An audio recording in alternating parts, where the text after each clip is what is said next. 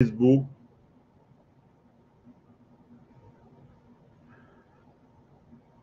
Ouais, Warnier, et il faut lire. Je pense que si tu fais les recherches sur Google Book, tu dois pouvoir trouver ça. Google Book ou Google Scholar, tu dois retrouver les travaux de. Si tu vas sur Google Scholar, j'espère que vous connaissez ce qu'il Google. Quand tu vas sur le moteur de recherche Google, tu tapes Google Scholar. Quand tu tapes Google Scholar, ça t'amène sur un autre moteur que Google a créé et qui est un moteur où tu as accès à beaucoup de clouds qui te proposent des travaux de recherche universitaire. Et quand tu es sur Google Scholar, tu mets political agreement between the North and the South and the North and the West in Nigeria. Voilà. Voilà, tu utilises Google Scholar, ok. Quand tu es sur Google Scholar, tu tapes Political Agreement in Nigeria, ou bien tu tapes Political Agreement between the North and the West in Nigeria, ou bien tu mets Political Agreement between the Yoruba and Hausa Fulani in Nigeria. Donc, tu vas voir tout ce que la recherche universitaire a produit là-dessus. Malheureusement, au Cameroun, on laisse passer des gens comme les Limilo Beolo en Guinée qui pondent de la haine tribale, mais quand on veut parler de la recherche pure, donc, c'est-à-dire la recherche, c'est-à-dire on part des statistiques, on part de beaucoup d'évidences, on fait des analyses, on essaie de produire quelque chose. Là, les gens, tout de suite, les gens commencent à. Heureusement qu'ils n'ont pas parlé là, parce que comme j'ai dit, et je redis encore ici, celui qui dégaine un tout petit peu, je le bloque tout de suite. Bon, soit vous ne dites rien et vous regardez comme vous avez fait là, c'est bien comme ça, soit vous dérapez un tout petit peu et je vous bloque. Parce que vous ne pouvez pas nous empêcher de dire ce qu'on a envie de dire. Voilà. Donc, les accords politiques, ça existe. L'Amérique, s'il y a des accords politiques, les gens comme les John Lewis, c'est parce que les Martin Luther qui ont conclu des accords politiques avec Kennedy qu'on a finalisé à la Maison-Blanche. Dans cette Amérique-là, ces accords existent. Si vous allez au National Archive à Washington, vous allez voir les accords. Là. Ça existe. Il y a ce qui est déclassifié, il y a ce qui ne l'est pas. Les Noirs, parce qu'ils avaient fait la guerre entre le Nord et le Sud, là, ils avaient pris parti pour le Nord. Le Nord a gagné la guerre. Il y avait eu un accord et en contrepartie, l'accord, on a donné la liberté à tous les Noirs. Il y a les accords. Quand Obama devait être président ici en Amérique, c'était un accord politique. Entre les Jesse Jackson, les John Lewis, tout ça, et l'establishment catholique irlandais aux États-Unis. Ah oui, c'était un accord politique. Malheureusement, chez nous, quand le débat veut avoir lieu, on le déplace. Malheureusement, on le déplace. On le déplace. Ça devient, oh, les Bamileke, vos commerces, ça devient une affaire, etc., etc. Et vous entendez de tout et de n'importe quoi. Voilà. Vous avez des politiques. Bref, je ne vais pas parler de certaines choses. On vous demande des professeurs agrégés de droit public. Mais en vrai, dit, quand vous parlez face à face comme ça, vous demandez l'agrégation, là, ça a été sur quelle base qu'on a donné à ces gens. Ils racontent des salaires. Et quand vous les invitez ici, là, ils s'enfuient. Ils profitent d'une crise de la mort d'un journaliste pour faire qu'on donne les papiers à leurs espions pour qu'ils viennent raser les murs là, pour essayer de comprendre l'environnement, etc., etc., etc. Ça n'engage que, ça ne nous engage pas. De Black Top Channel, tu vas sur Google Scholar, et une fois que tu es sur Google Scholar, tu peux chercher en utilisant les mots-clés, tu vas trouver. La deuxième option que tu vas, c'est que tu vas sur Google Book, et quand tu es sur Google Book ou Google Library, tu peux rechercher là-dedans les ouvrages, tu recherches tous les ouvrages de Steve Young. Steve Young, S-T-E-V-E-Y,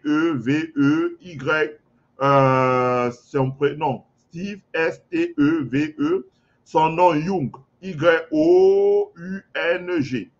Steve Young. Et je crois que c'est My Life, j'ai oublié le nom, la référence du livre, mais il est à la fiche Steve Young. C'est un noir américain, c'est un congressman qui est à la retraite aujourd'hui.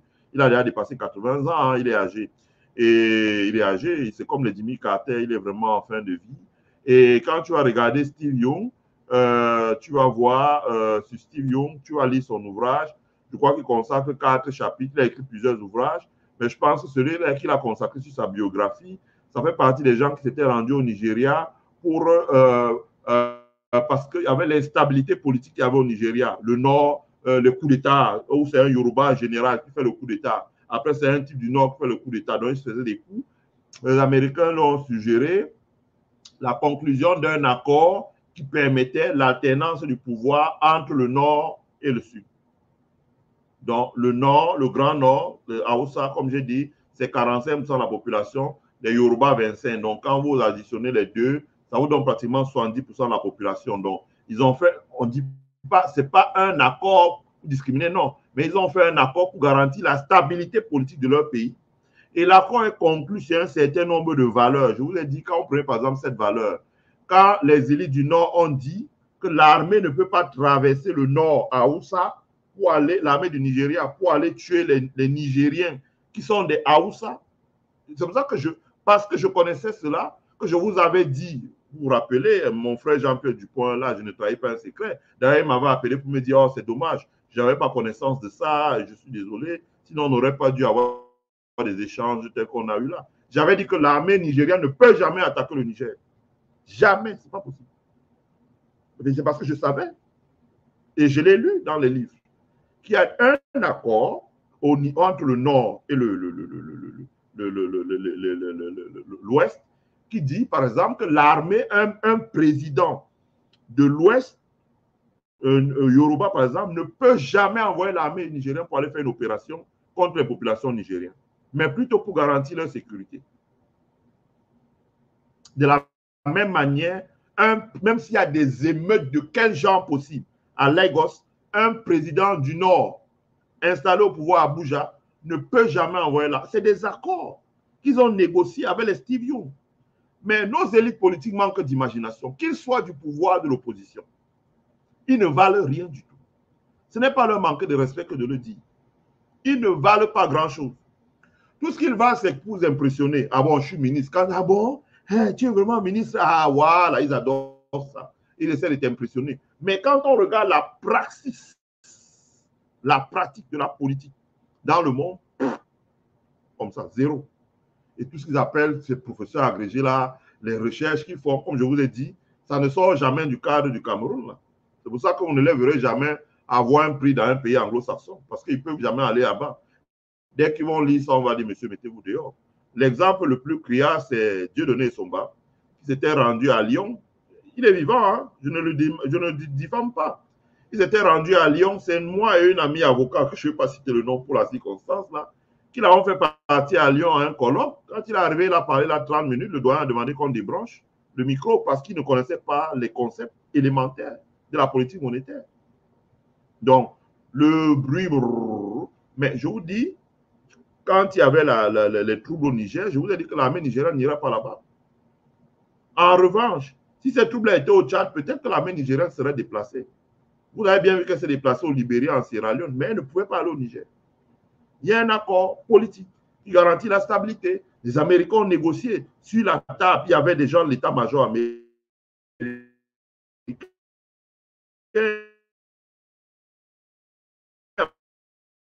Des congressmen, il y avait ceci. Ils ont négocié parce qu'ils voient très bien. Le Nigeria a 230 millions d'habitants. Donc les gars avaient très bien compris. À l'horizon, les Américains savent faire ce qu'on appelle le forecast, les projections. Peut-être que j'en ferai un peu ce soir pour vous montrer sur quelle base, comment est-ce que le Fonds monétaire travaille pour construire une matrice qui dit que en 2050, il y aura 400 millions d'habitants au Nigeria. Comment est-ce qu'ils travaillent pour dire, par exemple, que il y aura la croissance économique sera de 10% au Sénégal, elle sera de 10% au Niger. Comment est-ce qu'on travaille? Si je retrouve le template Excel, je vais le montrer. Si je retrouve le template Excel, vraiment, c'est tant pis, mais je vais vous expliquer ça. On utilise les fonctionnalités d'Excel et on travaille, et ça permet de faire des projections. Quand on rentre des données, quand on modifie les paramètres sur une colonne, ça s'applique immédiatement à l'autre. Donc, on peut avoir un taux de croissance. C'est les tableaux Excel. Ce n'est pas dur à faire. Donc, il y a des accords. Il y a des accords et ces accords existent. Et c'est sur la base de ces accords que vous voyez qu'on a retrouvé la stabilité au Nigeria.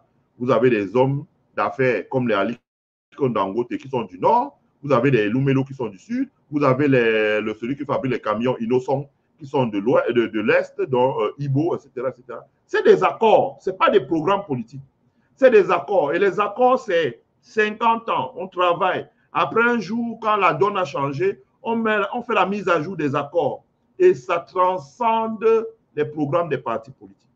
On n'a pas encore commencé à faire la politique dans notre pays. Tout ce que vous voyez sur les plateaux, les limites, ce sont des gens qui ont faim. Et comme ils ont faim, Paul Biya peut les utiliser comme un ballon, c'est-à-dire qu'il joue et il fait la passe, il dribble, il fait comme il veut avec ça. Pourquoi vous voulez empêcher les gens d'en parler, les amis? C'est des accords politiques.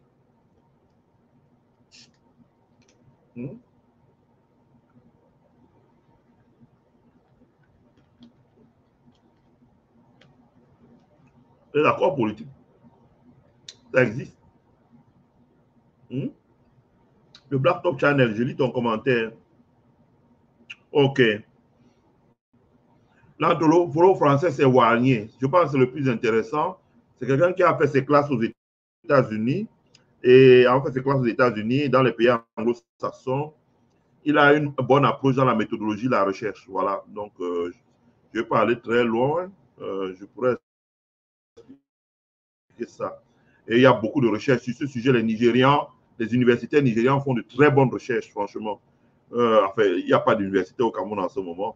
Quand vous avez un ministre de l'Éducation comme Kwame Ndongo en 20 ans, ça débouche forcément sur la chute drastique du niveau de l'enseignement supérieur et même la recherche universitaire au Cameroun. Voilà. Si c'est les Aboya Manassé qui sont, c'est n'importe quoi. Voilà, dans le contexte du Cameroun contemporain, avec tout ce qu'on voit, comment est-ce qu'on définit une élite du point de vue de la légitimité, la volonté de travail et surtout l'honneur? D'abord, une élite, ça ne veut pas dire quelqu'un qui a un parti politique. Deux, une élite, ça ne veut pas dire quelqu'un qui est un élu. Un élu, c'est pas ça. C'est pas quelqu'un qui fait la politique. C'est malheureusement ça le problème de notre pays. Hein? Le problème de notre pays, c'est les élus. Ce ne sont pas les gens. C'est-à-dire que si tu veux, quand on dit élite, tout de suite, on entend quelqu'un qui a été député, quelqu'un qui a été maire, quelqu'un qui a été ministre. Ce n'est pas le cas. Ce n'est pas le cas. Prends la France. Tu as des gens comme Guichard, moi j'ai connu en France, qui ont été ministres peu de temps. Tu as des gens, par exemple, comme Jean-Claude Boulard en France, ou bien Robert Jarry, par exemple. Quand moi j'étais au Mans, le maire Robert Jarry, il a été seulement maire, il n'a jamais été député, il n'a jamais été, etc., etc. Mais c'est une élite. Quand nous étions, moi j'ai travaillé pour la commune de Le Mans, on voyait des dizaines et des dizaines de personnalités de la France. On voyait, moi je suis arrivé en France, Mitterrand était au pouvoir, les voitures passaient, c'est les Français même qui les disent, voilà, c'est Mitterrand qui passe, il va voir Jarry. Ils ne prenaient pas de décisions sans consulter les gens comme ça. Est-ce que toi qui es là, tu connais qui est Robert Jarry? On l'appelait l'homme de Conneré. Tu ne connais pas.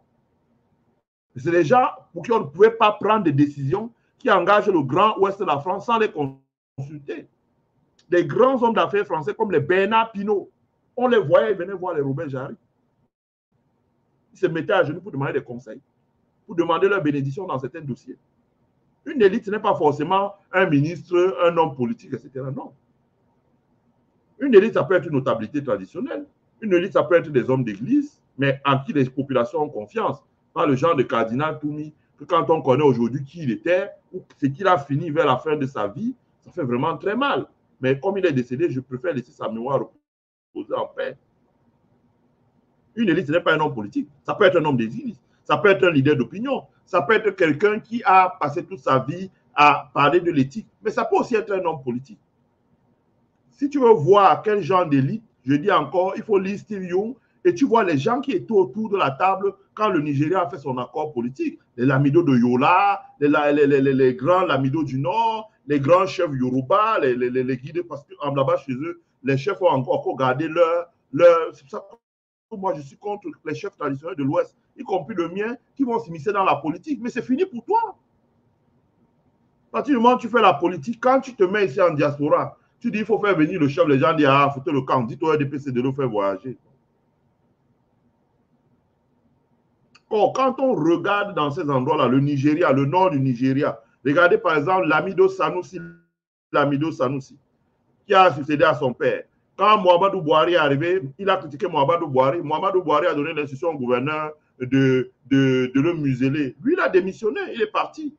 Et une fois que Mohamedou Buhari est parti, les populations sont allées se mettre à genoux pour lui dire de revenir. C'est un sage. Pourquoi? Parce qu'il a voulu garder sa liberté de parole, son indépendance d'esprit et son attachement à une certaine éthique qui lui permet, dans une autre vidéo que j'ai vue là, c'est sur YouTube, qu'il dit chaque année les grands problèmes.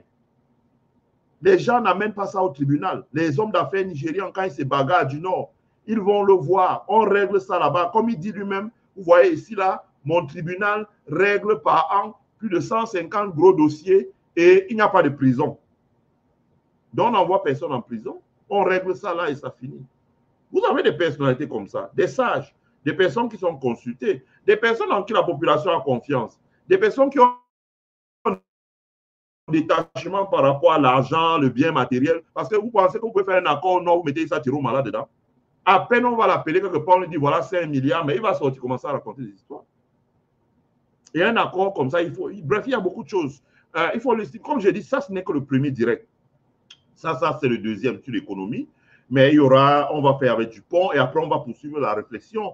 On va même faire des cas pratiques à partir de ce qui s'est fait au Nigeria, comment ça s'est fait aux États-Unis, comment ça s'est fait en Allemagne à la fin de la chute du mur de Berlin. L'Allemagne a été gouvernée selon un accord. Vous ne pensez pas que Angela Merkel, qui était de l'Est, est venue se retrouver chancelière et a dirigé l'Allemagne pendant près de 20 ans? Non, c'était un accord négocié par les Américains. Les livres existent, la recherche existe, mais les gens ne lisent pas ça chez nous. L'histoire leur apprend autre conneries. Les livres existent. Vous voyez comment les Américains ont négocié avec les Collins Powell. Comment les Collins Powell étaient autour de la table. Ils ont négocié avec les Allemands de l'Est, les Allemands de l'Ouest, les Russes, dont Vladimir Poutine. Ce n'est pas un inconnu par les Américains. C'est quelqu'un qui a travaillé pour eux et avec eux. Ah oui, c'est pour ça que je dis qu'ils peuvent se fâcher, mais ils ont un point, une ligne rouge qu'ils ne peuvent pas franchir. Ils ont négocié. Bon, il y aura ça, il y aura ci, il y aura ça, il y aura ci, il y aura ça. Bon, la petite Angela, qui vous voulez, les gens de l'Est, est-elle? Ok, on va la préparer. Le chancelier Kohl va la préparer, etc. On va la préparer comme ça. Après, il y aura ceci, etc. etc. Après, on l'a préparé. Après, on l'a mis là. Bon, pour quand même, on a mis les garde-fous. Elle a gouverné avec une coalition, etc. etc. Elle a fait des réformes en Allemagne, etc. etc. Et ça a permis de reconstruire l'Est. Vous n'entendez plus de grognes en Allemagne de l'Est. Et les gens de l'Est ont dit, ben, nos cousins qui sont de l'autre côté, en Hongrie, etc. Et ils ont travaillé. C'est des accords. Ce n'est pas des programmes politiques. C'est des accords, c'est des alliances. C'est des accords. Malheureusement, nous sommes encore tributaires d'une génération d'hommes politiques qui ont été moulés dans le monde colonial, l'État unitaire. Ce n'est que ça qu'ils ont tous dans la bouche, de l'opposition au pouvoir. Ils ne font jamais un effort d'aller voir de l'autre côté. Et quand ils viennent ici à l'étranger, là, ils sont opposants, ils essaient d'entendre, ils fuient, ils courent, partent en France, disent que mais on m'a dit telle chose à Washington là. On dit non, non, non, n'écoute pas ça, rentre au pays, rentre au pays. Dès qu'on lui parle à la télé, moi, je suis républicain. C'est le changement dans la paix et dans les îles. Moi, je ne sais pas. Les mutations dans le monde vont les rattraper. Ça marche pas comme ça. Le monde est gouverné selon un accord. Voilà. Le monde est gouverné selon un accord. Voilà. La légitimité, les gens la tiennent un peu. On peut tout dire. Mais quand on parle, par exemple, du Grand Ouest, on peut tout dire. Les gens comme les sultans Momo Dieu, personne, nul n'est pas à faire. Mais on voit quand même que, de leur vivant, il a gardé son indépendance d'esprit. Prenez ses paroles au grand dialogue. Prenez ses propos dans le discours qu'il avait fait à l'Ouest. Son indépendance d'esprit. Il faut qu'on fasse ci, il faut qu'on fasse ça. Donc, c'est des gens que s'il fallait faire un accord, c'est quand même des sages. Les chiefs de Mancon, ça, ce sont des sages. Des gens qu'on devait écouter. Il y a des notabilités, il y a des universitaires, il y a des soldats. Nous sommes Camerounais. Je ne sais pas pour les plus jeunes, mais pour ceux de notre génération, nous étions Camerounais là, quand il y avait les villes mortes. Les gens comme le général Yumba, je ne sais pas ce qu'il est devenu. Ils ont refusé de faire du sale là dans la ville de Douala. Ils ont dit que nous sommes des enfants d'ici. On ne va pas nous utiliser pour aller faire du sale. D'autres, comme les mécas, ont fait ça et on leur a récompensé chef d'état-major. Mais si demain, on doit s'asseoir pour dire qu'il faut un accord, moi, je préfère qu'on parle à Yumba plus de légitimité à cause de l'éthique. Donc, il y a des paramètres. Hein. J'espère que j'ai répondu à ta question Blackboard Channel. Phil dit, nous n'avons pas de politiciens au pays. Tous sont des fonctionnaires. Exact, c'est ça le problème. Nous n'avons pas vraiment de politiciens. Et tous sont des affamés et des mendiants. Des grands mendiants que vous ne pouvez pas imaginer. Je ne sais pas si j'ai vraiment du respect pour un politicien camerounais. Tout ce qu'ils ont bien su faire, c'est impressionner les petits gens. Voilà. Et c'est pour ça qu'ils n'aiment pas trop les diasporas comme ça, parce qu'ils ne peuvent pas impressionner. Et quand ils ne peuvent pas impressionner, ils n'ont pas d'argument pour convaincre, allez, ça devient la guerre. Tout de suite. Voilà. Donc, quelqu'un me demande, Cyril hier me demande,